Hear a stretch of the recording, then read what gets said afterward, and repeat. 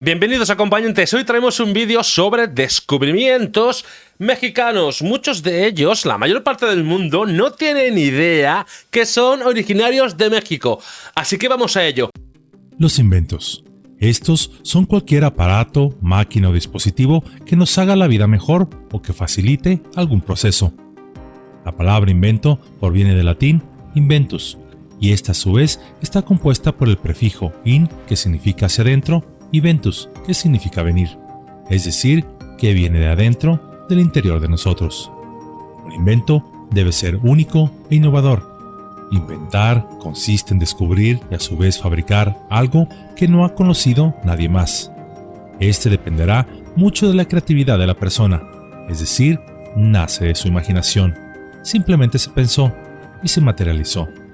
Existen también casos donde se toma algún objeto ya existente y se les agrega o modifica algo, lo que los convierte en algo novedoso. A la persona que se dedica a inventar se le conoce como inventor, y el cual, gracias a la capacidad de razonamiento, así como a su imaginación, logra ampliar los límites del conocimiento, así como mejorar la vida de los seres humanos. México no ha sido la excepción en el mundo de los inventos, y aunque no se menciona mucho, y a veces creemos que México es un país donde no pasa nada más que cosas malas, nuestro país ha sido cuna de grandes protagonistas del mundo científico, técnico y médico, así como también en el territorio nacional ha sido la cuna o el campo donde grandes descubrimientos e inventos vieron la luz por primera vez. En el pasado se ha hablado ya de algunos inventos o descubrimientos que se hicieron en nuestro país. Hoy deseo seguir ampliando este tema para recordarnos un poco de lo que somos capaces. Es por eso que Yolo Camotes tiene el gran orgullo de traerles el día de hoy 17 inventos y descubrimientos hechos en México por mexicanos que quizá no conocías. Edición 2022. En compañía de soñadores. Número 1. Los mayas fueron la primera cultura que utilizó el cero en su numeración. 1000 años antes que cualquier otra en el planeta lo hiciera. Los mayas podían calcular los movimientos de los planetas y predecir eclipses con una exactitud tal que no se lograría hasta el nacimiento de modernas computadoras en el siglo XX. Número 2. Nuestros ancestros prehispánicos ya hacían implantes dentales, pero el trasplante de dientes más antiguo de la historia lo realizaban los mayas desde el año 600 después de Cristo. Incluso estos últimos no solo hacían arreglos dentales y decoraciones, sino además eran capaces de trasplantar muelas vivas usando una técnica que aún desconocemos hoy en día. Aún se desconoce como se hicieron las pirámides, por ejemplo. Y lo del número 0 fue muy importante, porque es que no existía. Era el 1 o la nada, pero el 0 matemáticamente es muy importante a día de hoy.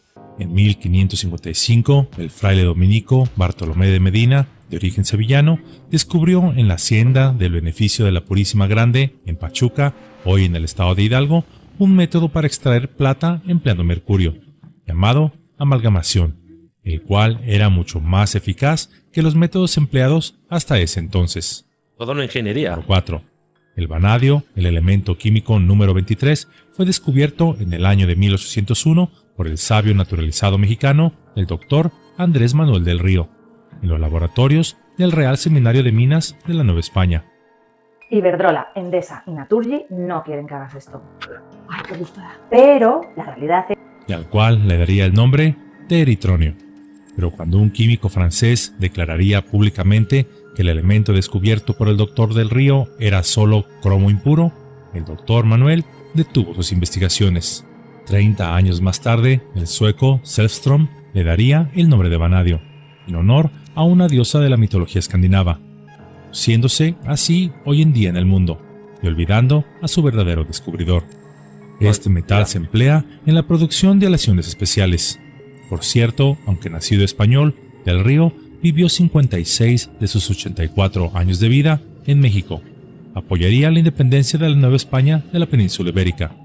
Cuando México finalmente lograría su independencia, él se encontraba en Madrid, donde las autoridades le invitaron a permanecer en España.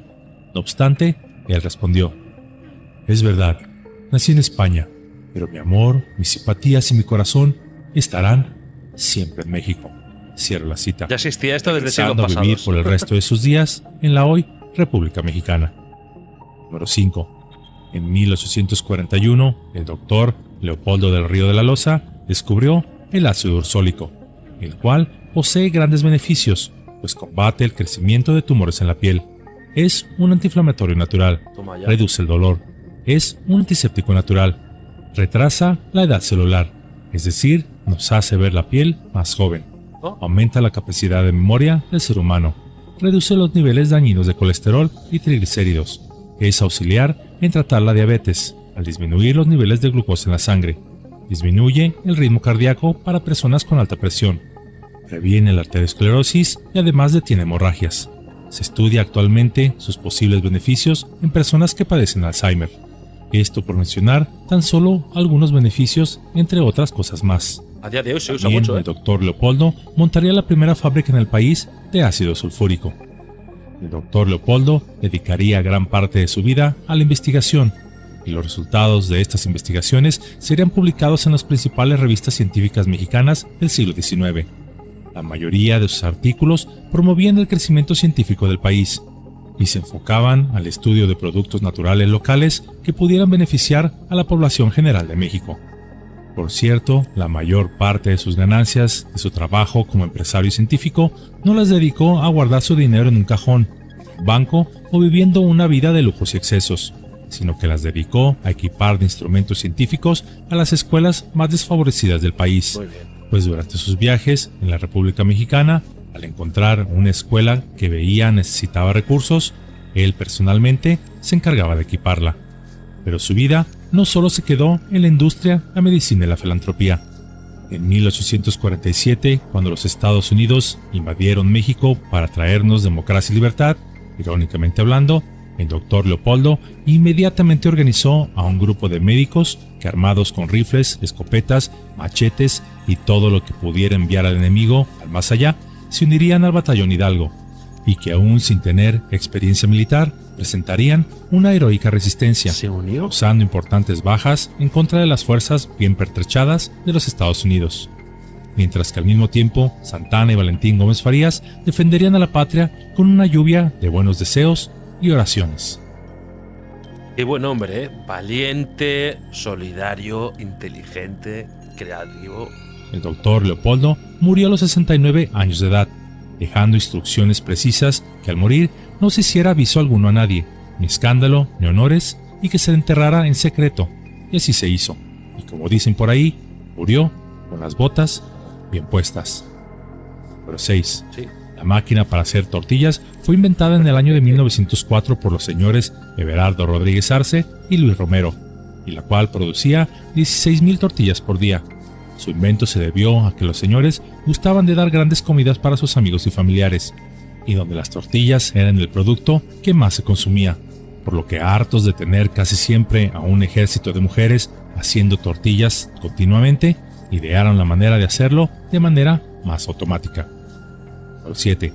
El compositor, conductor, violinista, teórico musical y científico mexicano Julián Carrillo, a quien por cierto le debo una muy merecida cápsula propia, sería el creador de la teoría musical del sonido 13, basada en la utilización de microtonos, tercios, cuartos y quintos y hasta 16avos de tono. Su teoría la expuso en el Congreso Internacional de Roma en 1911. La invasión estadounidense en 1847, y ahora quieren quedarse con su teórico musical. Sus ideas sobre el efecto de las tonalidades en la conciencia humana serían la base para la creación, por ejemplo, entre otras muchas cosas más, de tonos binaurales que más tarde serían usados por proyectos de inteligencia secretos por parte de los Estados Unidos, logrando con distintos tonos basados en las teorías de Carrillo y retomadas por el investigador estadounidense Robert Alan Monroe, alcanzar niveles alterados de conciencia, los cuales les permitirían a los usuarios obtener información no disponible por otros medios y explorar, por así decirlo, más allá de lo que cualquier aventurero pudiera jamás haber imaginado. Para ponerlo en palabras sencillas, las investigaciones de Carrillo hoy son la base de lo que la ciencia apenas comienza a vislumbrar de la aplicación del sonido para la salud del cuerpo, en específico para el tratamiento de ciertas enfermedades. En el futuro, les puedo asegurar, La música basada en estas teorías será la base que sustituirá a muchos tratamientos médicos actuales, que serán vistos entonces casi como medievales. Número 8.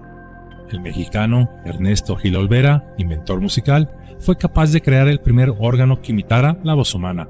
Por desgracia, Ernesto murió en el más absoluto olvido y pobreza cuando contaba con tan solo 30 años de edad. Pero aquí estamos en este canal para que todos sepan lo que hizo. Número 9. El físico mexicano Manuel Sandoval Vallarta sería el primer científico en la historia en explicar el origen de los rayos cósmicos. Número 10. El ingeniero Alberto Noya Reyes, en el año de 1965, inventaría el apuntador electrónico para usarse en televisión. Este dispositivo se emplea hoy en día en la mayoría de los medios informativos del planeta. Claro, porque inventaron la televisión a color, ¿no? En México, además. Tengo entendido. El médico, investigador y fisiólogo Arturo Rosenbluth, junto con Robert Wiener, establecieron las bases para la cibernética, la cual busca lograr que una máquina reproduzca lo mejor posible el comportamiento y razonamiento humano. Qué bueno. De postre ha derivado en la inteligencia artificial. La cibernética es considerada uno de los mayores logros de la humanidad en los últimos 2000 años. Os aseguro que este invento la mayoría de gente no pensaría nunca que salió de México, ¿eh? Por cierto, Arturo, para financiar sus estudios cuando era joven, tocaba el piano en bares y restaurantes, y en la cúspide de su carrera sería invitado a formar parte del profesorado de la Universidad de Illinois en los Estados Unidos.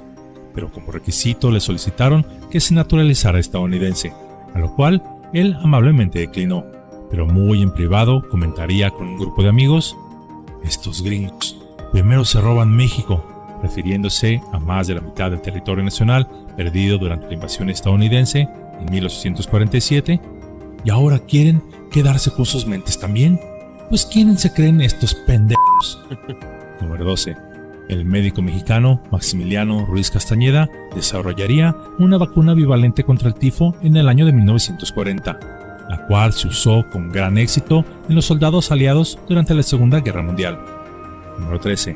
En México, y debido a las restricciones existentes en ese entonces en los Estados Unidos, se desarrollaron y probaron por vez primera las vacunas Salk y Sabin, las cuales fueron decisivas para combatir y erradicar la polio en el planeta.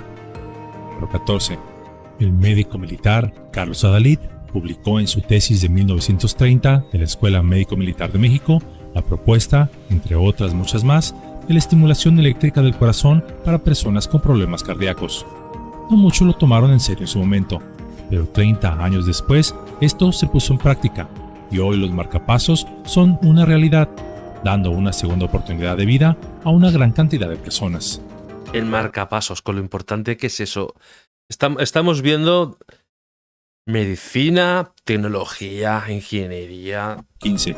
El maestro en ciencias, ingeniero mecánico electricista Emilio Gómez Monteón, en la década de los años 60 del siglo XX, propuso al gobierno mexicano la creación de camiones equipados con brazos mecánicos y canastillas aislantes para la protección de trabajadores de líneas eléctricas de alta tensión. El gobierno, siempre innovador y apoyando la ciencia, se rió de él, diciendo que este método era para flojos. Los estadounidenses sí escucharon al ingeniero y no solo adoptaron la idea, sino que la perfeccionaron, patentaron y agregaron un sistema de mando en la canastilla. Hoy en día, irónicamente, estos sistemas se importan a México, precisamente a la Comisión Federal de Electricidad, así como entre otras muchas dependencias más. Bueno, el camión de la basura aquí en España por lo menos funciona así. Hoy en día no hay nadie detrás del camión enganchado para ir a por la basura. Lo hace un brazo robótico. Bueno, y para podar palmeras y para 1000 cosas más. Usándose para la comodidad, eficiencia y protección de quienes laboran cerca de líneas eléctricas o donde la altura es un riesgo para el trabajador. Por supuesto, a buen sobreprecio, para beneficio de la sociedad y del funcionario que aprueba las compras. Número 16.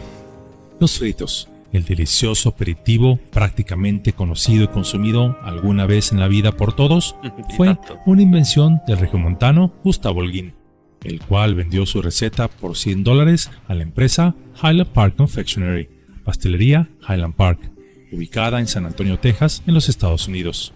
En el año de 1932, esta comenzó a vender los fritos hechos primero en casa, gustando tanto esta receta que las ventas se dispararon como nunca, al grado que la pastelería cambiaría su nombre a Frito Corporation.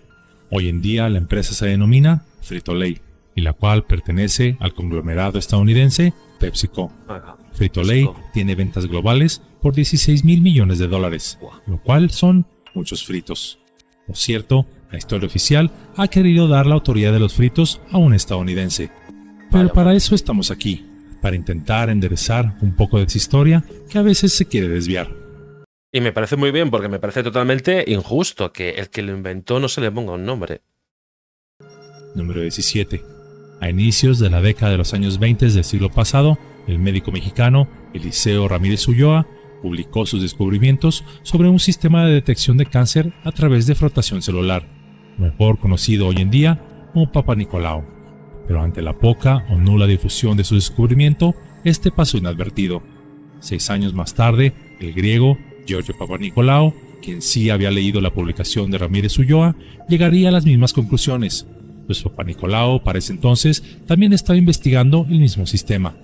Papanikolaou tendría mayor difusión y se le reconocería oficialmente como el descubridor de este método.